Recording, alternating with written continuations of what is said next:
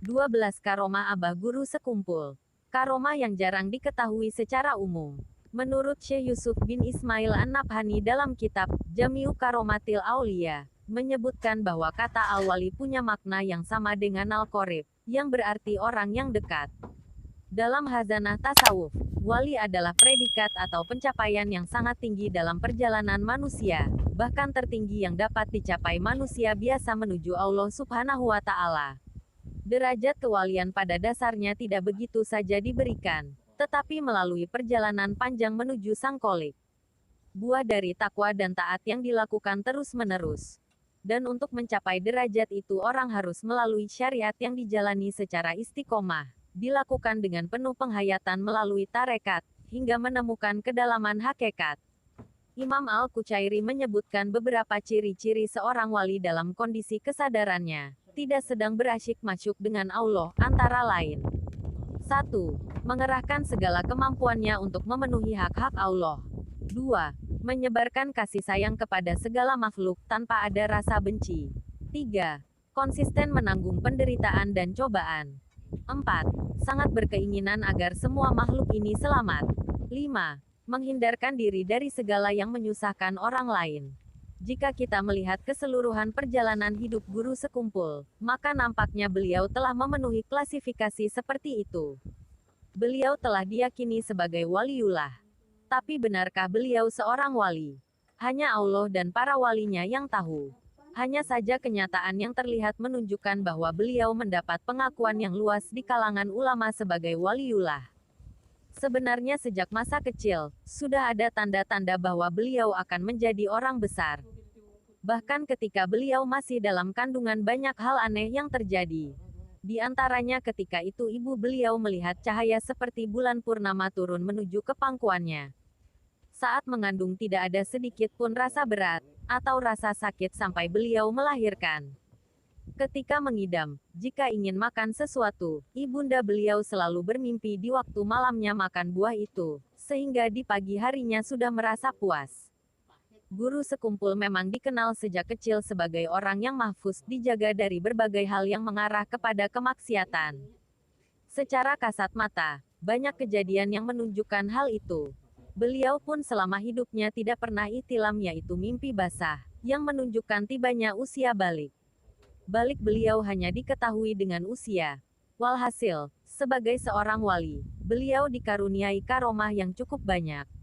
Dan itu memang sudah menjadi rahasia umum, yang kesemuanya menunjukkan keabsahan makam kewalian beliau. Di antara karomah beliau yang bisa disebutkan di sini antara lain. 1.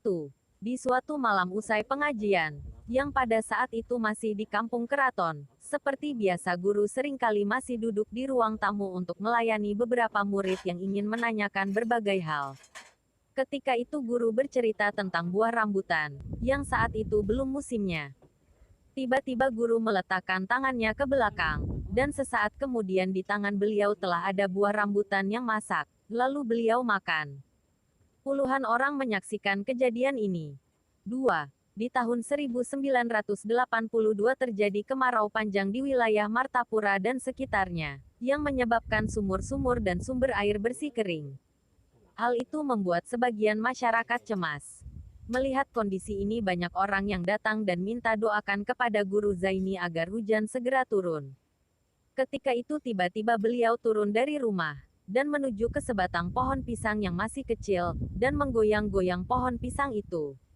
Orang yang hadir saat itu bingung dengan apa yang dilakukan Guru Zaini, namun saat itu juga terjadi hujan yang sangat lebat.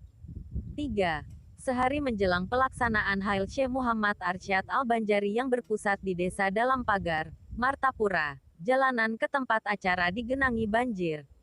Panitia sempat gelisah, karena jika banjir tetap terjadi hingga besok maka acara tidak berlangsung mulus, dan banyak orang yang tidak bisa hadir. Namun anehnya, ketika di hari pelaksanaan Hail menjelang Guru Zaini lewat jalan itu sudah bersih dari banjir. Dan sepulang guru dari acara, jalan itu kembali digenangi hingga beberapa hari. 4. Suatu ketika di keraton, Guru Zaini terima tamu. Tamu itu pura-pura minta air yang didoakan alias banyu tawar. Ketika berhadapan, ternyata orang itu memukul ke arah guru. Namun tiba-tiba orang itu terpental, kemudian duduk. Orang itu mencoba berdiri dan nampak ingin melarikan diri, namun tidak bisa bergerak sedikit pun. Ia tidak bisa berbuat apa-apa, selain pasrah dengan apa yang akan terjadi. Guru kemudian menyuruhnya pulang, baru dia bisa berdiri dan pulang. 5.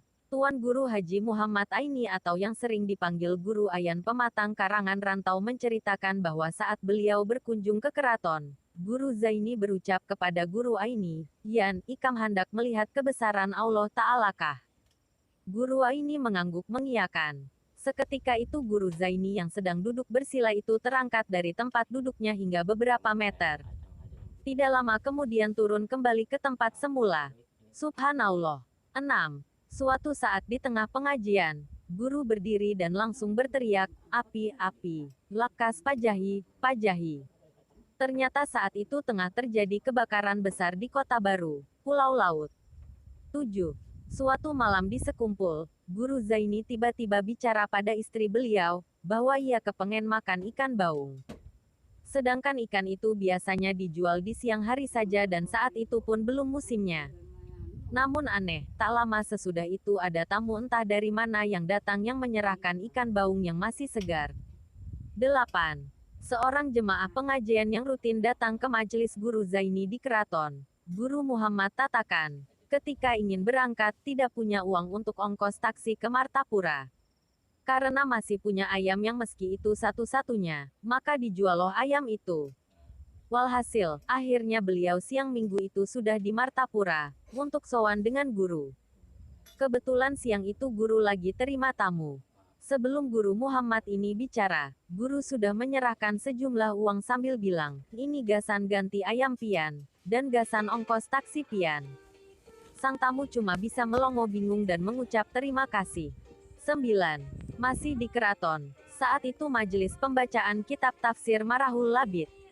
Ada jemaah di luar rumah, persisnya di bawah pisang yang sedang merokok. Guru yang tengah membaca kitab langsung memberi teguran agar berhenti merokok padahal jaraknya cukup jauh dari guru dan terlindung dinding rumah. Kejadian seperti ini juga sering terjadi saat majelis sudah berpindah ke sekumpul. 10. Serombongan dari Pulau Garam Madura berkunjung ke rumah guru di sekumpul. Ketika mereka datang dan duduk, sambil setengah guton guru menyebut profesi dan pekerjaan mereka satu persatu secara lengkap. Para tamu itu pun terkagum-kagum dengan muka syafah yang dimiliki guru. 11. Salah seorang cucu Kiai Haji Muhammad Binuang saat akan memasang kerudungnya, jarum pentolnya digigit di mulut, dan tanpa sengaja tertelan dan masuk ke dalam perut. Pihak keluarga dengan segera membawanya ke rumah sakit, dan kesimpulan dokter bahwa solusinya harus dilakukan operasi. Tuan Guru Kiai Haji Muhammad Binuang, hari itu juga berangkat ke sekumpul untuk minta air tawar dan doa dari guru sekumpul.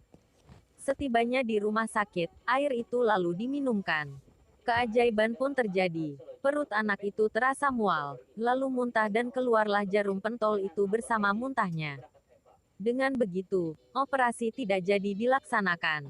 12. Diceritakan oleh dua orang ulama kenamaan yaitu, Kiai Haji Ahmad Bakri Gambut, Guru Bakri, dan Kiai Haji Hudori Martapura, bahwa mereka dengan jelas melihat guru sekumpul melakukan prosesi ibadah haji di Mekah, padahal saat itu guru sekumpul berada di Martapura. Dan dua orang ulama ini berangkat haji di tahun yang berbeda. Itulah sebagian karomah guru sekumpul yang bisa diungkapkan di sini. Semoga bermanfaat.